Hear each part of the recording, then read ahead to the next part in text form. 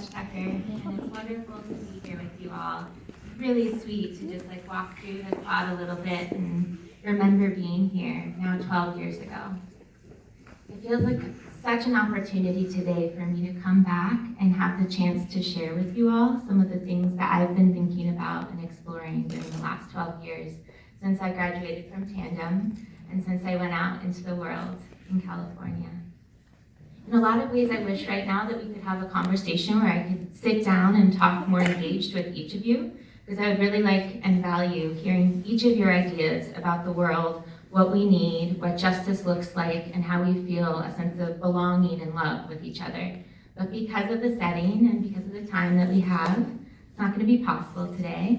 And so I hope that some of these pieces of the conversation we're going to have can be like seeds that sit within you and can grow and cultivate in conversations with your friends, at home with your families, in class with teachers, and just with each other as a community.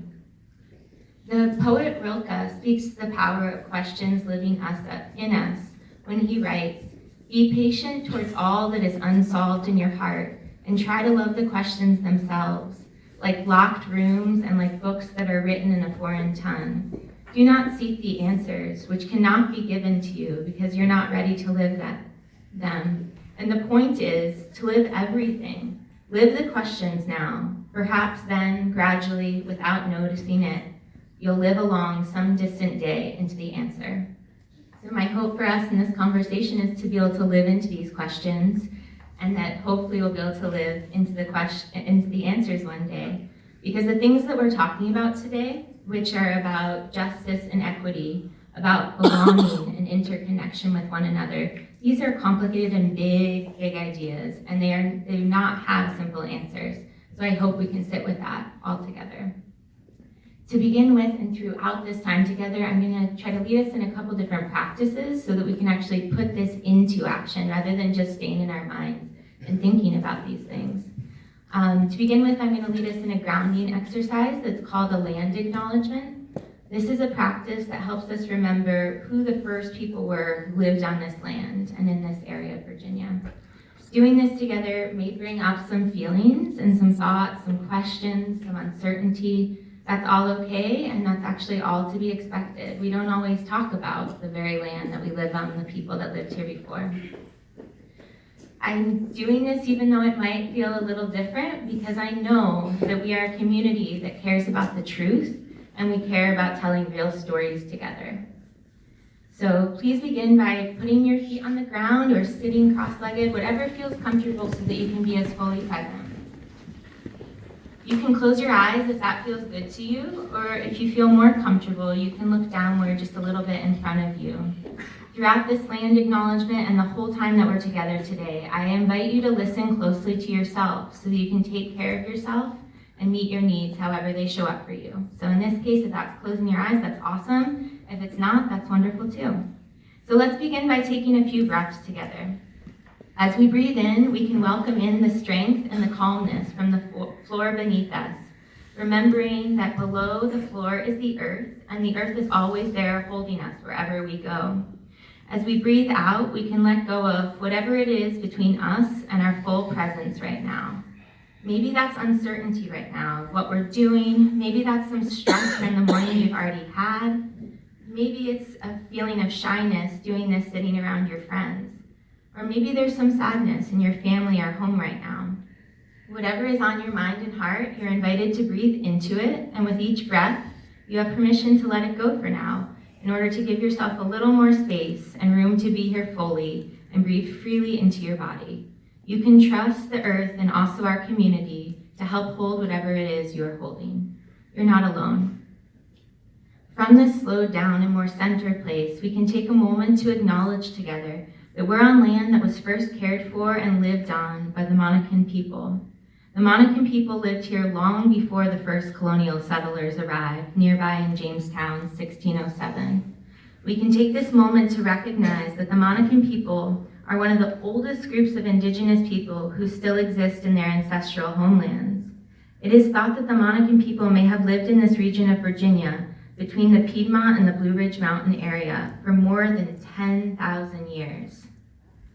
And so we take this moment to acknowledge that for hundreds and hundreds and hundreds of years before the arrival of the first Western white settlers in this area, the Monacan people lived here. They breathed here. They laughed here. They prayed here. They slept here and they ate here. They danced here and they hunted here.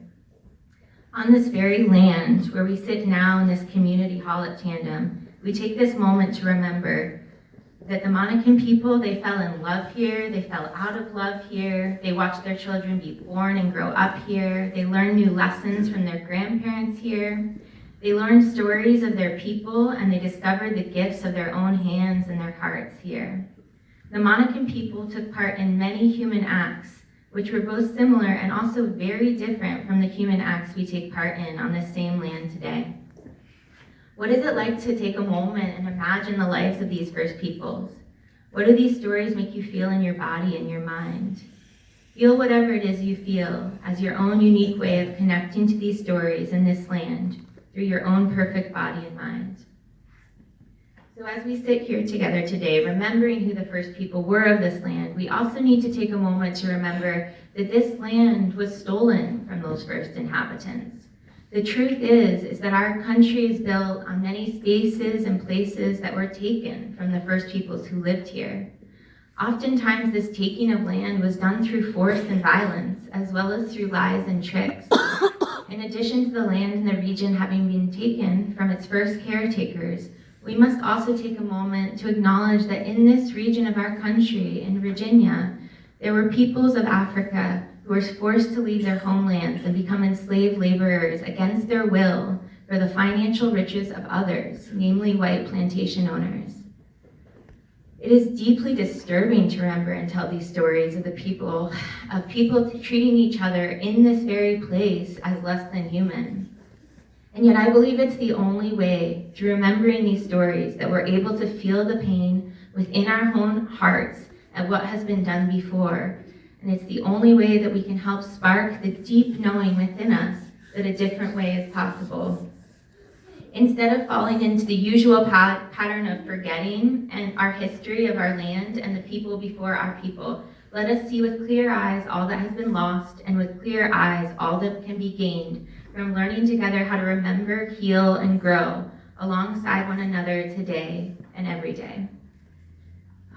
So as you take a breath, you're welcome to open your eyes if they've been closed, and you're welcome to come back into this room and this space together.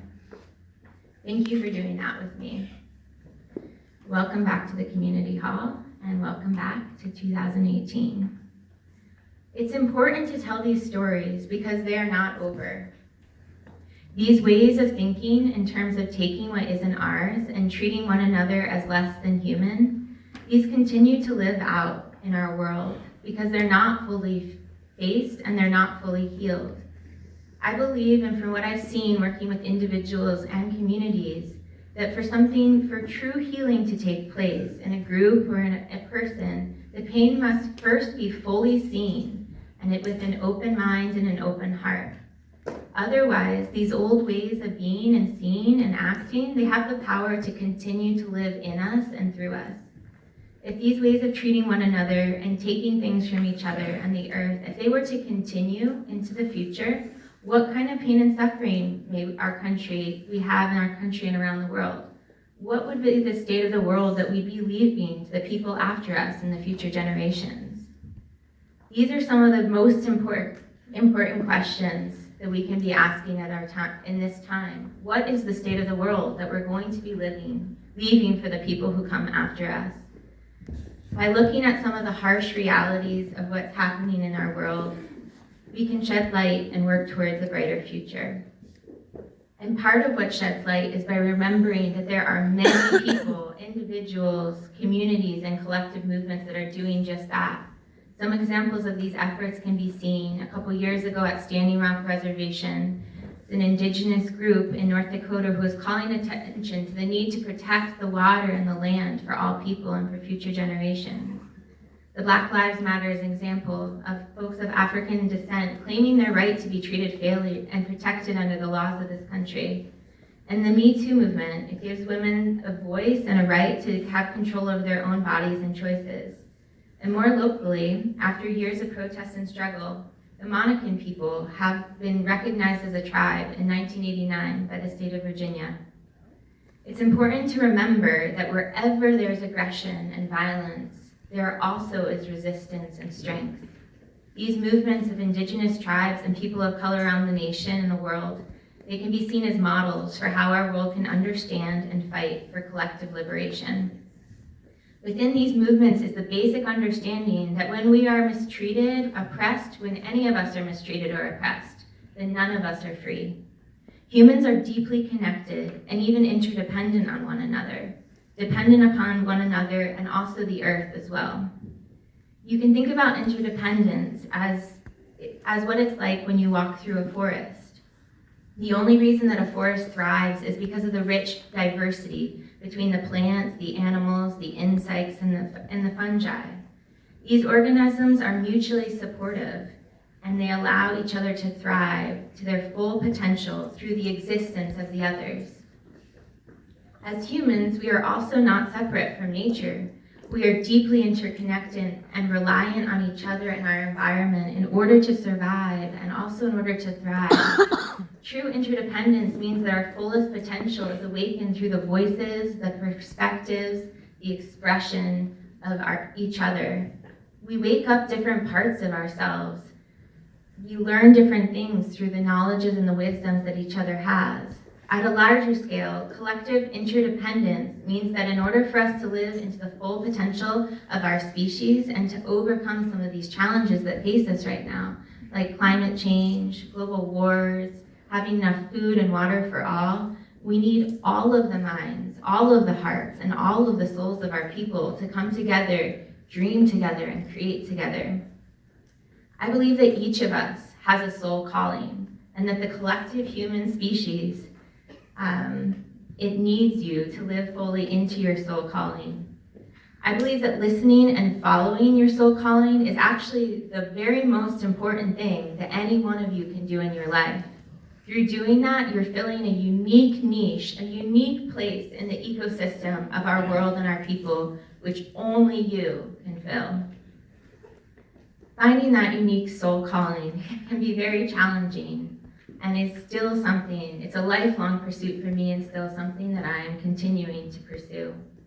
From a very young age, I became aware of ways that people were treated differently based on their race, gender, age, sexuality, and many other ways that we make sense of and see each other. I did not feel okay with these injustices, and I began to learn more about the history of racism in Charlottesville. For my senior thesis here at Tanden, I did an oral history project where I had the chance to interview members of the African American community who had been victims of an urban renewal project that destroyed their homes and community. This experience informed the next 12 years of my life, leading me to study topics of power and injustice in college, and then to go on and later to have a career in social work focused on community healing. As a person of European ancestry with white skin, I see it as part of my soul calling to use my location, which is within the center of society, as a platform for lifting up the voices and experiences of those who are often less heard and can be pushed to the fringes of society. I see that the work of anti-racism is work of cultivating that interdependence that I was talking about. Healing the problem of racism is only possible when we understand that the world needs all of us. To create a thriving and resilient community and world, we need to include diversity of thought, experiences, ideas, rituals, perspectives, solutions that can truly only be found across different cultures and peoples. Anti-racism is just one part of my soul calling, and it has been a long process to uncover the others. I've been pursuing questions and answers related to this idea of soul calling for many years since graduating Tandem and leaving Charlottesville. I did that through the classes I chose to take in college, through the late night conversations I would have with friends, through the career I chose in social work, through the music I listened to and the books I read, through community activism and justice work, through time in nature on long walks, through ceremony and ritual with the trees and the wind, the flowers and the river, and through the listening and hearing of my own ancestors, more and more, who I feel like are watching over me and are watching over all of us. One thing that has become clear to me throughout the process of reflection and pursuit of my soul calling is that we need each other to survive and thrive. It's through the absence of love and connection that we become sickly and malnourished, as individuals as well as a society, and it's through relationships that we feel fed and nourished and have a sense of belonging to something larger than our individual selves. It's that lack of interdependence on one another that's the source of the crisis of our time, and it is also the source of the solution to our time. Cultivating and finding interdependence is our collective path forward towards healing and creating a world that is truly more magical than we could ever dream possible. But this is not the world we live in, is it? And it's because we have to create it together. We don't even fully know what it looks like, but we have to be a part of building it. You may have even asked yourself some questions around, like, why does the world make us feel separate often and often make us feel afraid of each other? Why do some of our rules and laws come from places of fear and control rather than a place of love and support? Why is our country waging wars around the world instead of waging peace within our own lands?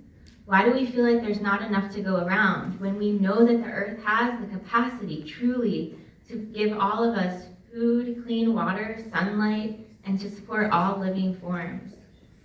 If we know that humans need interdependence, why are we living in a world that doesn't help us be our best selves? These are really important questions, and they lead us to ask another question, which is, how do we start building a world that brings out our best selves? It's my strong belief that this world will be built through deep human connection and belonging. This isn't something that any of us have to wait until we graduate from middle school or we graduate from high school or graduate from college. This is something that we can start practicing right now. We can start having conversations with people we usually wouldn't talk to. We can talk about these things with our family. We can start a discussion group at lunch. We can bring up questions in class that related to why the world is the way that it is and what could make it better. Open your eyes, ears, and arms to all beings. Ask these questions. Share your deepest truth. The world needs all of you, every single one of you, and the world needs you now. Doing these things can seem difficult and daunting, which I know myself, and that's because unfortunately we're not in a world and that we're taught a lot of these things. Fortunately though, there are a lot of amazing practices that help us create new ways of being and treating each other.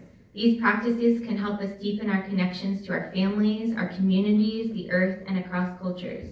We actually have all the tools, I believe, needed to live from a place of abundance and love. We have tools to help us connect with and communicate with others, to resolve harm and in peaceful and fair ways, and to help us heal the earth so that she can continue to give back to all of us for future generations.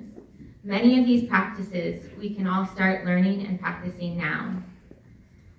Some of the practices that have been most helpful and useful for me have been related to ideas of bringing together in equal way, often through circle practice. I'm trained as a restorative justice circle keeper and have held many harm repair circles. It is a way of building relationships, of bringing both the person who did the harm and the person who experienced the harm, as well as other community members, into the same place to sit in circle, to hear from each other, and to understand what the impact was that happened, so that an agreed upon solution can come forward for all beings. In addition, I've been part of a women's circle that comes together each month to support and celebrate each other's gifts and strengths. And this past summer, I did something I hadn't done before, which was taking part in a vision fast, in which I fasted in the wilderness alone for 4 days and 4 nights, just drinking water, praying to the ancestors, and praying to my higher self to be able to understand more fully who I was and how I could bring myself fully to the world. These are all just examples of different practices that have helped me feel seen and heard. They've helped me feel included and valued on a deep soul level to this experience of being alive. I've also witnessed the impact that these practices have had for others, who've left feeling with a deeper sense of belonging, interdependence, and love, across commonalities as well as differences of identity. As a way to actually practice some of these things, I'm going to invite us to do an exercise together. In this practice, we're going to have the opportunity to deepen some of the ways of being and relating together that help us build both the community here at Tandem as well as the world that we know is possible. This exercise is specifically going to focus on 4 of the Quaker values that continue to live very strongly in me and I know are an important part of the Tanden community. Those values are integrity, equality, community, and peace. So as we engage in this practice, we have the chance to show up as fully and honestly as we can. We also have the chance to be as present as we can so that we can start building the community together and deepening the community that we're already a part of. Building community takes all of us. So that means it also takes you, even if maybe you're tired and maybe you're a little bored and maybe you're not sure what we're doing together. I invite you to try to be a part of it as much as you can. We all have something to teach each other across age and across gender, across race, and across lived experience. So I hope this can be a way for us to practice together. All right, so I'm actually going to ask that we all stand up. All right. So, to start with, I'm just going to ask that we all just start walking around the space, just moving around the space. Come down if you're in the chairs that are above.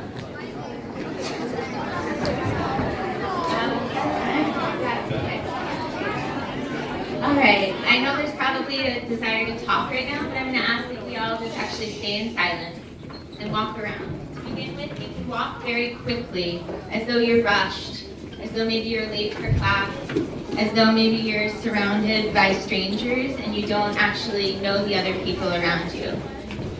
So as you walk in this rushed way, thank you so much for the silence, I really appreciate it. You can just feel how that feels in your body, to be moving, to be going somewhere, to be in a hurry. And now, as you become close to someone, I'm going to ask you to pair up with that person so that everyone is standing in front of everybody else. If you don't have someone that you're standing in front of, please raise your hand. Okay, awesome. Those two can find each other. Do you see each other now? Does everybody have someone that they're standing in front of? Okay, raise your hand if you don't. Try to help. Okay. Is there another hand over there? Okay, you can go right there. Awesome. Is everybody good? Does everyone have someone? Okay, awesome. All right, so now take a moment just to look at this human who's standing in front of you. You may know this person, you may not know this person. I'm going to ask you to please remain quiet if possible. I know this is a little different and weird. So you may know this person, you may not. This might be a teacher, this might be a student, this might be a friend. You can close your eyes or you can keep them open. I'm just going to invite you now to look and imagine the strengths and the qualities that this person has within themselves as a unique being. You may not know all of these strengths and qualities, but maybe you have a sense beneath their eyes that there rests qualities of patience, care, and kindness. As you consider this and you hope for them to be able to live fully into these gifts of strength and kindness and their truest self, you're experiencing the idea of living with the value of integrity, wishing for the truest and fullest version of this person to come through. So now as you're ready, you can thank the person however you want. It could be a handshake or a hug or whatever feels good. And you can continue walking around the stage. All right, thank you for the quietness. All right, please keep walking slowly around the space until you find another person in front of you. All right, so finding someone, a new person in front of you. All right, does everybody have someone? All right, you can raise your hand if you don't have someone in front of you. Okay. Do those two hands see each other? Okay. The three of you, how about get together and stand together? Okay. All right, so now as we stand in front of this different human, thank you so much for doing this, y'all. I know that this feels probably a little weird. We're gonna live into the value of equality. So as you look into the face of the person in front of you, again, you can keep your eyes open, you can look down, you can look away, whatever feels comfortable. We're going to imagine into the fact that this person in front of us, like all humans, have experienced some trauma, some loss, some pain, some grief in their life. You don't know what the source of that loss is, but you can imagine that they, like all humans, have experienced that. And in this moment, as you stand in front of them and near them, it's not your job to change the fact that they've experienced that, but you can sit and stand with that and imagine that. And through that, standing and being present with that pain, this is an example of equality, making space and room for the full range of what each other has experienced. Thank you all. All right, so you can say goodbye to this person however you want to.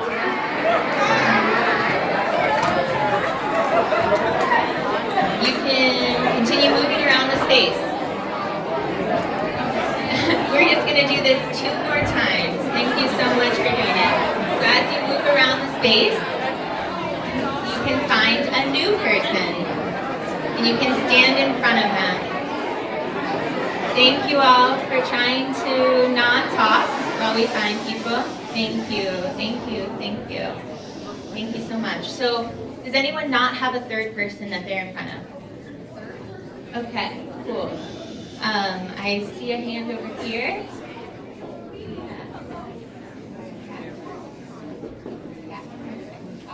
Thank you for your help finding each other. Perfect, wonderful. So this is the third value that we're going to be feeling into, which is the value of community. So as we take a moment and stand in front of this person who you may know and you may also not really know, or maybe you've just seen their face but you don't really know who they are, you can take a moment to think about how good it might be to actually know this person a little bit more. What might be the experiences of their childhood? What might be the stories that they love to tell, or the terrible jokes that no one laughs at? This can be a moment to imagine like what that could be like to actually know this person. You can also imagine what might it be like to work on something together, to learn something together, to sit silently next to each other during meetings, to volunteer together, to travel somewhere together, to see new things and experience new ideas together, to forgive each other together, to live into the possibility of creating something together.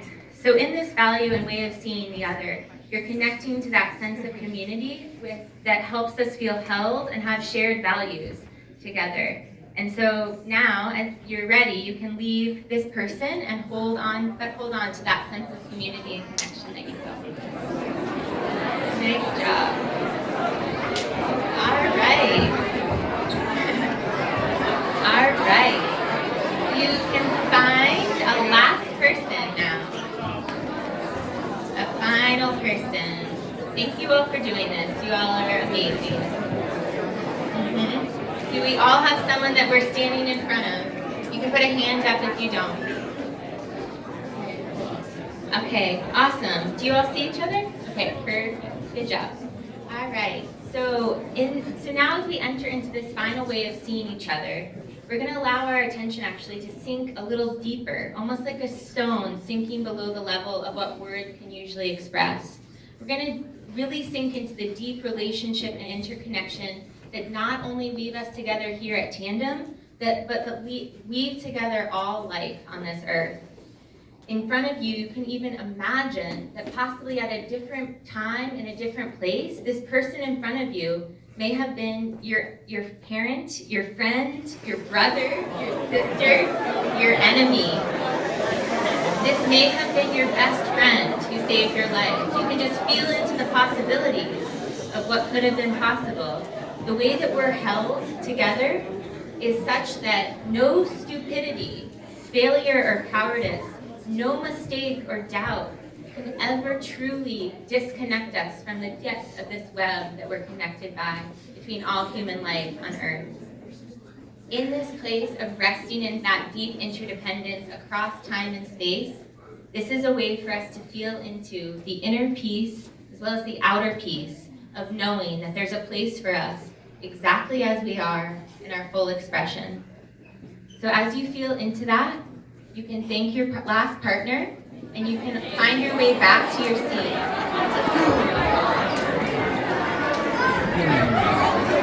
know it can be hard to settle back after something like that. We're actually almost out of time. So I would love to hear any questions or any kind of ideas or any thoughts on how that felt, any part of it. This can just be a place now to talk about kind of what worked and what didn't work. I'm always learning, so this would be really helpful for me to kind of understand how can we help people feel more connected and to have different ways of seeing each other, and how can we deepen the community that already exists here through living into some of those values. So if anyone is brave enough and feels called enough to say something, you are so welcome to do that.